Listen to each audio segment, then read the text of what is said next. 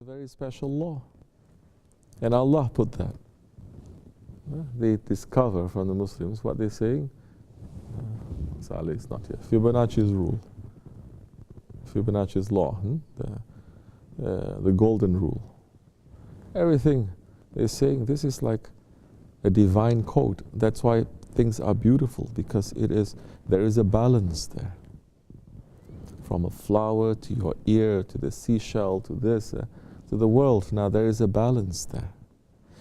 Allah subhanahu wa ta'ala, in creating this world, is showing us that when you are creating something, when He is creating that, with the discipline, with the shariat, with the law, with that love, the beauty, it comes out.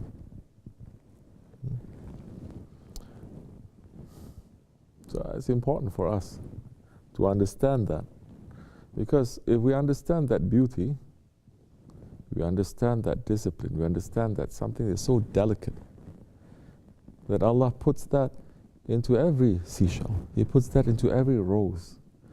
He puts such delicate beauty in every snowflake. It's so beautiful. How can you not fall in love with your Lord?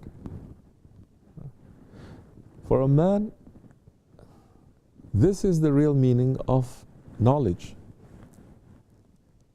The knowledge, even the knowledge of this world, because snow is a worldly knowledge. Trees is a worldly knowledge. Everything is a worldly knowledge, but every worldly knowledge must lead you to the Creator. If it doesn't lead you to the Creator, you start thinking you are the Creator. First you say there's no Creator, so everything is as is. Then I can do whatever I want to this, because there is no owner. There is an owner of the rain. There is an owner of the snowflake. There's an owner of the grass. It's not us. We didn't create it. Then what am I doing here? Allah has sent us here so that we take care of these things. You stop feeling that you own this world. How can we own this world? Yesterday we were not here. Today we're here. Tomorrow we don't know whether we're going to be here or not. Definitely we're going to die. The one who conquered this whole world,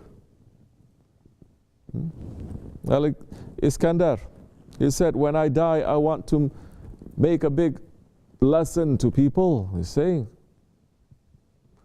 carry me, don't cover me, and let my arms to come out like this, to show everyone that I am the conqueror of the world, but when I die, I have nothing in my hands.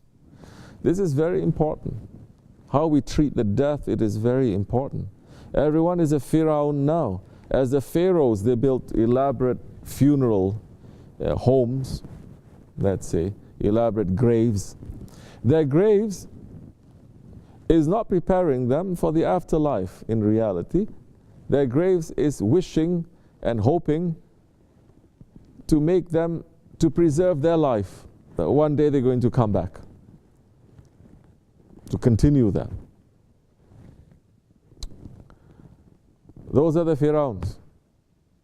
Everything is to preserve, is not to turn to dust. You understand? Did we come like this? No. Like Allah is saying, we came from a drop of dirty water. From a drop of dirty water. How then should a man be proud? He came from a drop of dirty water and he's going to be turned to dust. Should he be proud? Should he say then that I'm the owner of this whole world? It passes. It doesn't belong to us. It comes into our hand. This is what they call in Islam emanat, trust. It is a trust. That everything that you have, now if a man starts thinking, it is a trust. My wealth is a trust. My faith, it is a trust. My health, it is a trust. My children is a trust. Everything that I think I have is a trust. My body is a trust. I cannot do with my body anything that I want to do with it. It doesn't belong to me. These breaths, 24,000 breaths Allah subhanahu wa ta'ala has given to us every single day. It doesn't belong to us. there is an owner. And that owner is saying, make sure that these things that I've given you, you use them properly, you take care of them. Then you're going to pass from this world. When you take care of them, you're going to understand also that this is small reflection of the paradises that I've prepared for you. If you think that one snowflake is so beautiful, and there's untold numbers of snowflakes that's fallen into this world for thousands of years, it says, what you think I have prepared for you on the other side. This is the lowest of the low. So all knowledge in the beginning, it is to make us to understand and to love and to submit and to worship and to discover our Lord more. When that knowledge becomes so-called secular knowledge, it is not like in Christianity where they stop you from studying the world because they say it goes against the Bible. You understand? Islam is completely different. From the beginning to the end is seek knowledge. Go look for everything is a reflection of haqq, of the divine truth. That's why Muslims were not afraid of science. Everything is pointing out. And the Quran, if anything, it is supporting the scientific theories, so many of them that we now know to be true. But the Quran has been saying that for 1400 years. For over 1,000 years, Western world still don't know what happens with, for example, how a baby comes. But the Quran is explaining very clearly, 1400 years ago, how now the development of the fetus in the mother, how now the relationship between blood and milk, all those things that later they discover. Why was there ever a conflict of Islam and knowledge? Never. When did it happen? It happened when the Khilafat fell. Khalifah fell, and now there are evil forces that they make it to make people to think that Islam is backward. Hate yourself, hate your religion, hate your history, and everything that is not from Islam, that is coming from the West. Now this is a shining example. So this is a state where Muslims, they become psychotic, half-half, not normal. You understand?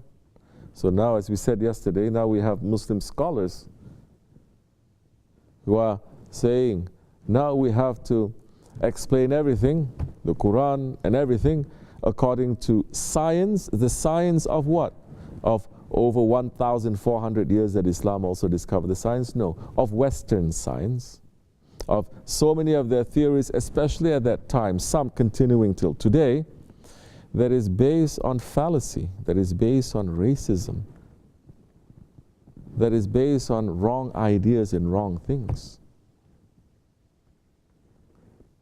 Understand? So they're still continuing that. And Muslim scholars are taking, and they're running with it now for over 1 century. So now you have people that they believe one thing in Islam, and then but science is telling them something, and there's no bridge. So they become psychotic. Oh, but look at the Muslim scholars and scientists in the past. There is always a link. If there is no link, the smack of Allah comes. The world, this knowledge of this world too, no matter how high the knowledge of microbes, which by the way, a saint has already discovered that before they actually talk about microbes that discovered recently. From the microbes to the galaxies, this is still the knowledge of this world. It is still the low knowledge. And if you discover that and you are not obeying the laws of Allah, you're not becoming an obedient servant to Allah, you discover everything, and you are not being obedient to your Prophet and living Islam properly, the smack comes to you and everything can be destroyed. That's what they did. That's what they did to Andalusia. 800 years of knowledge. There's high knowledge too of this world and other worlds that they collect. but it's not making you to become good ones. You become drunk. They burnt down all that knowledge. It happened to Andalusia, it happened to Baghdad, it happened to so many Muslim countries, that once you start becoming so proud of yourself and you forget again that there is an owner. Even if you're Muslim, the smack comes to you. You understand? So we have to be very careful now. The Ottomans, they were very careful with these kinds of things. This is the thing. Not only knowledge, but also the skills that you have. They always make a direct link to either a prophet or a friend of Allah or a salihin or an incident. So, if you are a person, for example, you are, let's say, a doctor. You don't just study how to become a doctor. You must also, they will also teach you the spiritual dimension of that, at least that to know. For example, Hazrat Isa alayhi salam, he is the pir of this knowledge. He is the head of this knowledge. Because Isa alayhi salam came and he was able to work certain miracles. He cured the blind. He raised the dead. You understand, physically, that kind of things. So they know that there is a pir, there is a head. So they have to ask for that one's blessings also. Because the knowledge that comes into this world too, it belongs to someone. And yes, everything belongs to Allah, but Allah gave it to someone. That is the divine protocol. And that one, then it passes to us. Don't you see, even our birth, even our existence in this world, we don't come directly from the other world to here with no one. We came through several generations. We came through our own parents. Correct? So now knowledge is passing down there like that. So they know. And whatever that you are doing, there is a knowledge in this world, there is a work. They are going to now ask for the blessings, spiritual blessings of that one who is in charge of that knowledge.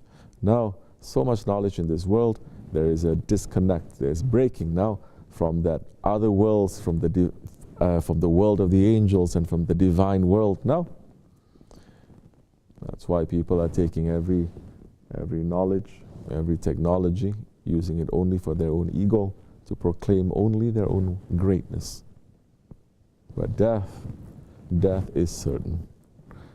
So today people, they have Firauns. In the old days, it's only one Firaun. Every few years, long time, then he dies, then they put him in. Now everybody, they want to, if anything, they want to have a grand funeral. And the funeral, they say, no, this is not death, this is celebration of life. Bruh, this life, Allah is not giving value to this world. He gives more value to one wing of a mosquito than the value of this world. What life we are celebrating? Huh?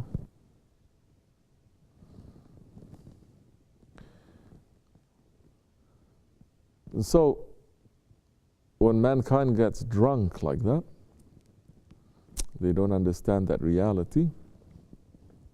They don't want to enter into that world. They still want to get stuck. That's why today's people, majority, they are Firauns and the Namruds. When we die, we get wrapped up in a white piece of cloth to know now, what are we? Did we come with, no. We didn't come with all these things, with all this wealth, with that. We came. We're going from a drop of dirty water and we're going to end up to be dust. This is our physical reality. We're not going to concentrate so much on the physical reality because it's turning into a dust. You're going to concentrate on that Allah has put in us that can make that dust, that mud, to become alive. And that is called the Spirit.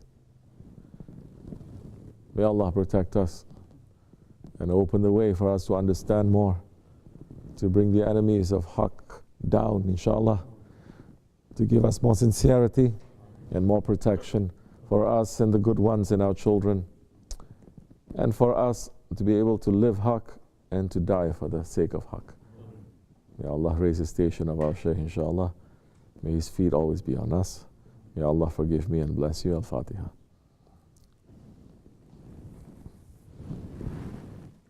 Assalamu alaikum.